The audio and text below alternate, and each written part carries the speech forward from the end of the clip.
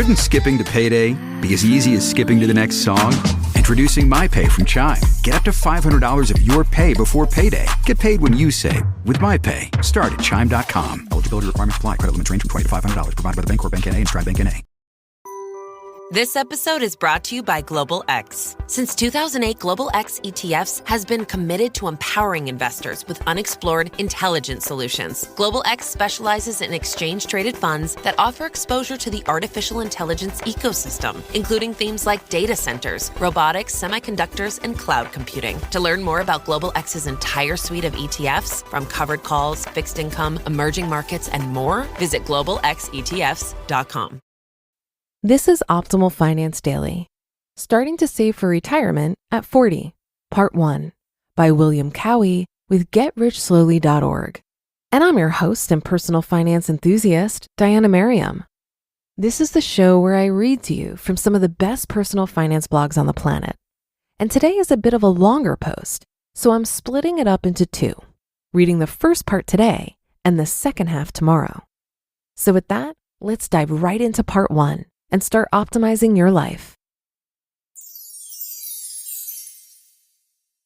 Starting to Save for Retirement at 40, Part 1, by William Cowie with GetRichSlowly.org. There's something about reaching the big 4-0 that often causes you to reevaluate your direction in life. And when you do, it's hard to escape the fact that your day of retirement is indeed approaching faster than you ever thought possible. If you're one of those who eliminated debt and made investing for retirement a habit since your 20s, there's very little to do other than enjoy your 40th birthday and continue on with what you're doing. But if you're heading into your 40s, having done nothing to prepare for retirement, the prospects can be downright scary. Where should you be? If you miss the opportunity to let time perform its compounding magic on your investments, you face a problem of simple math. The compounding approach won't work for you if you get started this late. If you wanted to retire at age 65 and started at ages 45 and 35 respectively, investing in index funds with an average return of 8% per year, $100 a month would yield you approximately $65,000 after 20 years, as opposed to approximately $162,000 after 30 years. Now what?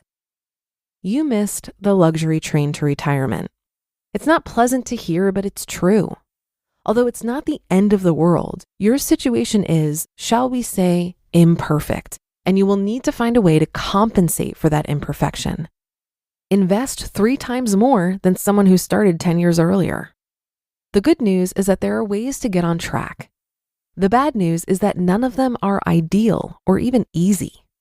You therefore have to decide which one or more of the following impositions of imperfection you will pursue for your best shot at recovery. Accept a higher level of risk or get more involved in your investing activities. Number 1, investing more. The math may be brutal, but it is simple. Let's say you want to have your investments provide you with $50,000 a year, to pick a random round number. Nobody knows what prevailing interest rates will be 20 or 30 years from now.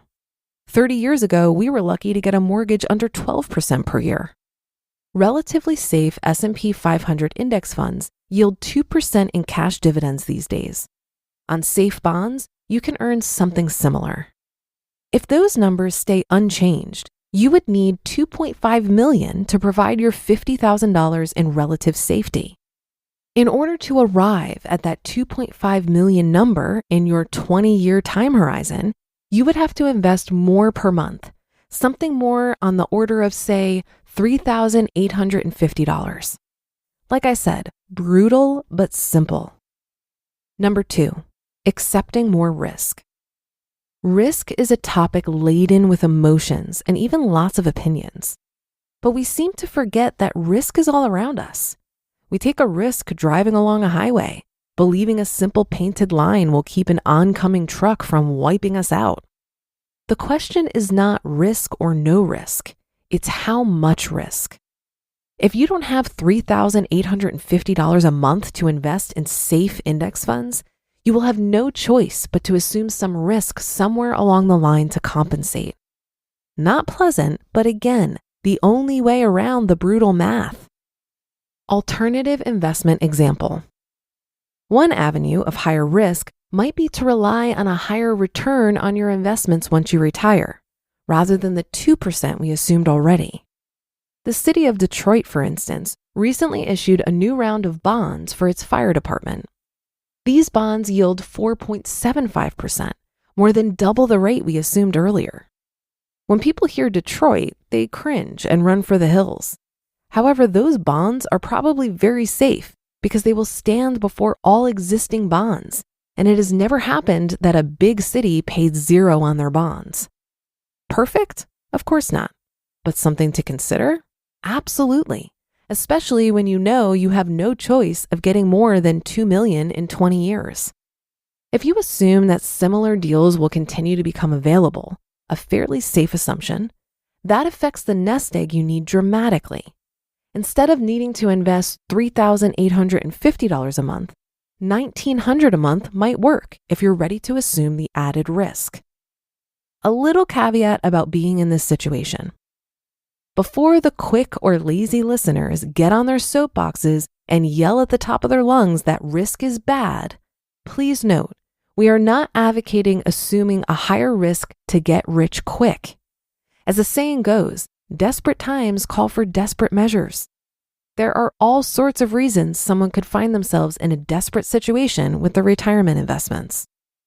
Number 3, hear that on tomorrow's episode.